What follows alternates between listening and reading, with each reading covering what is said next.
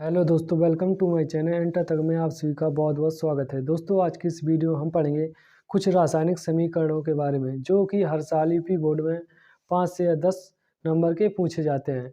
उनको हल कैसे करना है, उनको प्राप्त कैसे करना है, उसको नाइट्रिक का या अपचयन कैसे करना है, उनको बहुत ही आसान तरीके से आज की इस वीडियो में समझेंगे। तो अभी तक हमारे चैनल एंटर तक को सब्सक्राइब नहीं की तो चैनल को सब्सक्राइब कर लीजिएगा और लाइक शेयर करिएगा। तो चलते हैं, वीडियो स्टार्ट करते हैं। मान लीजिए पूछा कि हमारे क्वेश्चन है कि एथिल मैग्नीशियम क्लोराइड से प्रोपेन बर्नॉल कैसे प्राप्त करेंगे। तो हम किस तरह से प्राप्त करेंगे, सबसे पहले हमें एथिल मैग्नीशियम क्लोराइड का सूत्र पता होना चाहिए। तो क्या होता है, इसे हल करते हैं। Answer ethyl C2H5MgBrCl।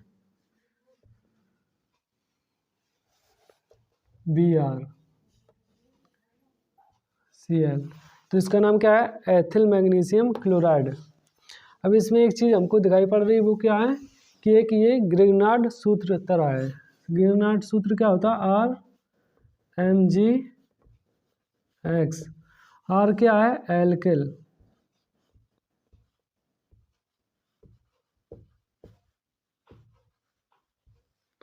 Mg क्या है, एक धातु मैग्नीशियम।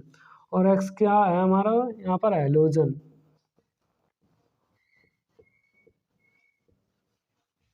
तो ये सब चीज़ों से मिलकर हमारा एथिल मैग्नीशियम क्लोराइड बना हुआ है।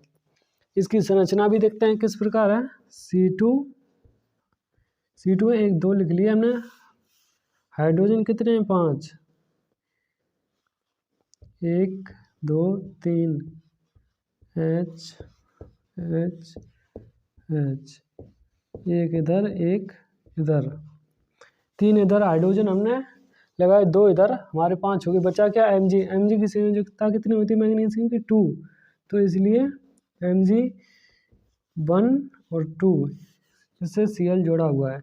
इस प्रकार इसकी संरचना है। तो इसका हमें पूछा गया है कि एथिल मैग्नीशियम क्लोराइड से प्रोपेन बर्नॉल कैसे प्राप्त करेंगे। तो इसे कैसे प्राप्त करेंगे, हमको क्या करना है, इसमें ऐसा कौन सा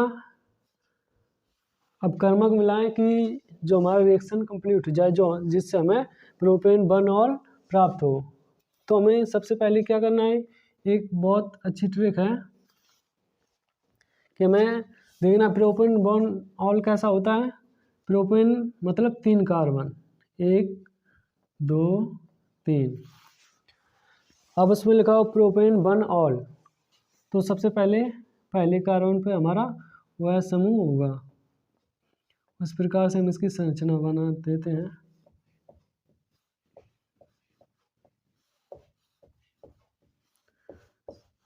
संरचना बना दिया। अब इसमें हमें ये देखना है कि जो हमारा C2H5Mg क्लोराइड में जो हमारे क्या क्या चीज़ की आवश्यकता है। तो ऐसी किस चीज़ की हम जो रिएक्शन कराएं जो हमें इससे प्रोपेन बर्नऑल प्राप्त हो, जिसमें ऐसा अपकर्मक होना चाहिए जिसमें OH समूह होना चाहिए, क्योंकि OH समूह हमें आवश्यकता है। तो ऐसा हमारा एक एथिल अल्कोहल है C2H5OH। जब इसकी रिएक्शन होगी तो क्या प्राप्त होगा, एक प्रोपेन बर्नऑल, उसके बाद मेथिल अल्कोहल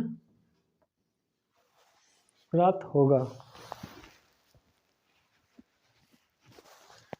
मेथिल, उसके बाद जो हमारा सूत्र में क्या है C2H5MgCl। तो CH3MgCl मैथिल मैग्नीशियम क्लोराइड। इससे हमें क्या बना, सबसे पहले देखते हैं कैसे रिएक्शन हुआ। 2 और 4 कार्बन है, तो हमें कार्बन का आवश्यकता कितनी थी, प्रोपेन बर्नऑल। प्रोपेन में 3 कार्बन होंगे प्रोप, तो हमने 3 कार्बन 4 में से ली, तो कार्बन संख्या कितनी बची, 1। और हमें हाइड्रोजन की आवश्यकता कितनी है, 10। 3 तो 5 2 7, तो 7 हमने इसमें से 5 हाइड्रोजन, ये 5 हाइड्रोजन, ये 10 हुए, 10 में से 7 गई तो बचे कितना, 3। तो एक कार्बन और 3 हाइड्रोजन मिलकर क्या बना, CH3 मैथिल। जो और हमारा MgCl था को क्या है, वो सेम रहा है। जो हमारा रिएक्शन हुआ ग्रिग्नार्ड अपकर्मक भी वही रहा है, सिर्फ उसमें एल्किल समूह चेंज हुआ है और उससे हमें प्रोपेन 1 भी प्राप्त हो चुका है। उसके आगे हमारा दूसरा क्वेश्चन है मेथिल मैग्नीशियम ब्रोमाइड की कास्टिक सोडा से अपक्रिया। देखते हैं, इसको नोट कर लीजिए, इसको फिर मेटते हैं।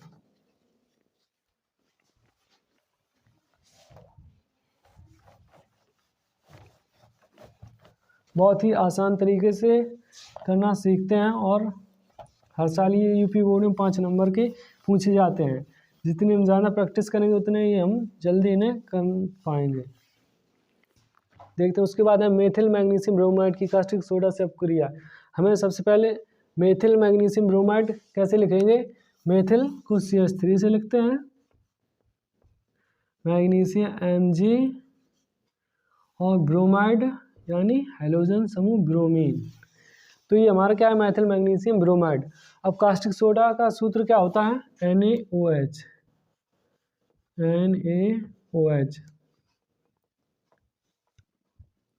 तो हम रिएक्शन सामग्रता देख सकते हैं, इसमें क्या चेंज हो सकता है, सिर्फ CH3 का स्थान, मेथिल का स्थान चेंज हो सकता है, बस और कुछ भी नहीं।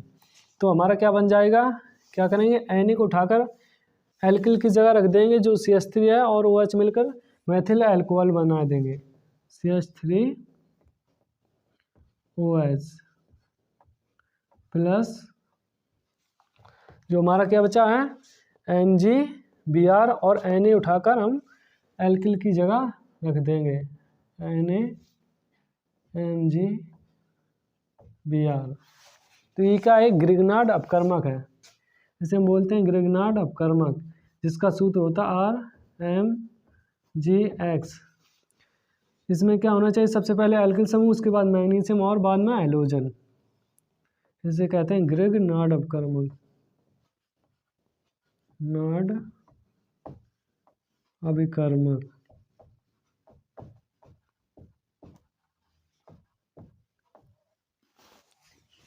तो क्या हमारा रिएक्शन हुआ, CH3 Maithil magnesium bromide caustic soda से जब रिएक्शन के तो मेथेनॉल या मेथिल एल्कोहल, इसे हम क्या कहते हैं, मेथिल एल्कोहल या मेथेनॉल। अब इसका नामकरण कैसे हुआ है, इसका अगर नामकरण नहीं कर पाते तो हमने इससे पहले एक IUPAC नामकरण की वीडियो अपलोड की, उसको जाकर आप देख लें। तो इसे मेथेनॉल, क्योंकि इसमें एक कार्बन है इसलिए इसे मेथ, और जो OH समूह एल्कोहल को प्रदर्शित करता है इसलिए मेथेनॉल बना। और जो हमारा था लास्ट में क्या है, सोडियम मैग्नीशियम ब्रोमाइड। उसके बाद लास्ट क्वेश्चन है, तीसरा क्वेश्चन है फिनॉल से पिक्रिक अम्ल कैसे प्राप्त करेंगे। तो देखते हैं उसे कैसे प्राप्त करेंगे। फिनॉल मतलब बेंजीन के ऊपर एक OH समूह,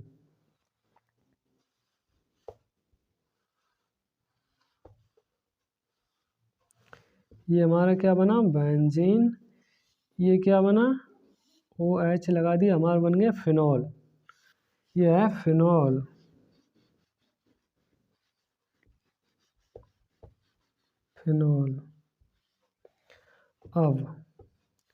अब इसमें क्या आ गया कि इससे पिक्रिक अम्ल, तो हमें पता होना चाहिए सबसे पहले कि पिक्रिक अम्ल का सूत्र क्या होता है। हम कुछ भी नहीं करेंगे, सीधे ऐसा करेंगे, पिक्रिक अम्ल अगर आपको नहीं पता तो उसको याद कर लीजिएगा, बिना याद किए पिक्रिक अम्ल को हम पता ही नहीं कर पाएंगे। पिक्रिक अम्ल में 3 नाइट्रो समूह जुड़े हुए होते हैं, कुछ इस प्रकार, OH समूह लगा हुआ ऊपर, NO2 नाइट्रो जिसे हम पढ़ते हैं, ये नाइट्रो समूह है, O2N लास्ट में NO2। अब मान लीजिए ऐसा कौन सा अपकर्मक लाएं कि जो हमारे नाइट्रो समूह 3 प्राप्त हो, तो हमें सामने कुछ भी नहीं करना, क्या है 3HNO3 को हम अगर इसमें शामिल कर दें तो हमें प्राप्त हो जाएगा। देख सकते हैं HNO2 एक, तो उसमें 3H को छोड़ देते हैं और एक ऑक्सीजन को, तो सिर्फ NO2 एक बार लिया, ये रख दिया, एक बार NO2 लिया, एक इधर, एक बार NO2 इधर, क्योंकि 3 बार है तो एक बार इधर, तीनों बार, तो यहाँ पर जब हमने नाइट्रो समूह को स्थापित किया तो यहाँ से एक एक हाइड्रोजन भी निष्कासन होगा। जब 3 हाइड्रोजन का निष्कासन होगा तो 3 हाइड्रोजन और 3 वो कितने हो जाएंगे 6, और जो ऑक्सीजन हमारे इतने जो है कितने हैं 9।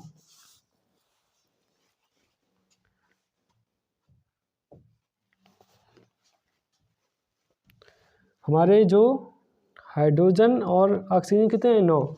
तो हम क्या करेंगे, इसमें जो हमारे ऑक्सीजन बचे हैं 3, क्योंकि हमने NO2 2 2 4 2 6 ऑक्सीजन ले लिए हैं, तो 9 में से 6 में जाएंगे तो हमारे हाइड्रोजन बचेंगे 3।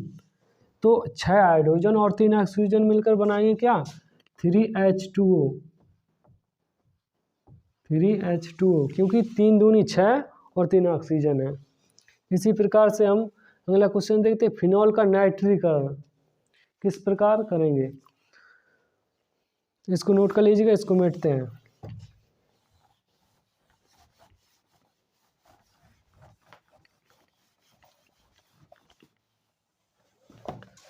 बहुत ही आसान से क्वेश्चन आज की इस वीडियो में हम देख रहे हैं। फिनॉल का नाइट्रिक। सबसे पहले हमें फिनॉल पता होना चाहिए कैसी है फिनॉल। बेंजीन बनाएंगे सबसे पहले, क्या करेंगे सबसे पहले बेंजीन बनाएंगे। बेंजीन बनाने के बाद उसके भीतर एक गोला, ऊपर OH समूह और हमारा बन गया क्या फिनॉल। इसे हम कहते हैं क्या फिनॉल। फिनॉल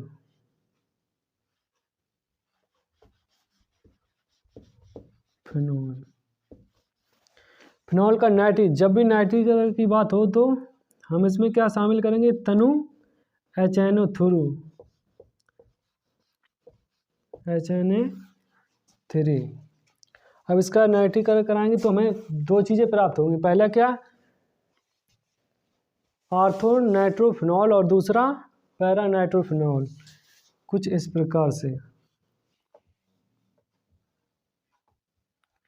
इसको भी हमें ध्यान रखना पड़ेगा कि जब भी हम फिनॉल का नाइट्रीकरण कराएंगे तब हमें 2 चीज़ प्राप्त होगी। पहला क्या प्राप्त होगा, पहला हमें ortho nitrophenol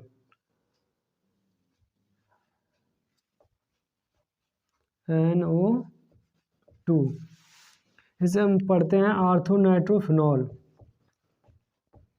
ortho nitrophenol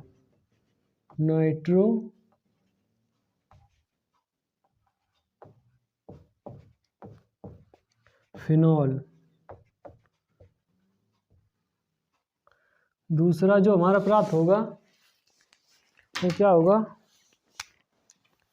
plus, same इसी प्रकार से बेंजीन बनाएंगे।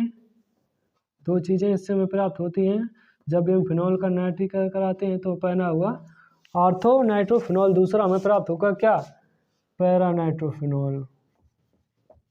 पैरा यानी नीचे NO2 समूह लगेगा, इसे हम कहते हैं पैरा नाइट्रोफिनॉल।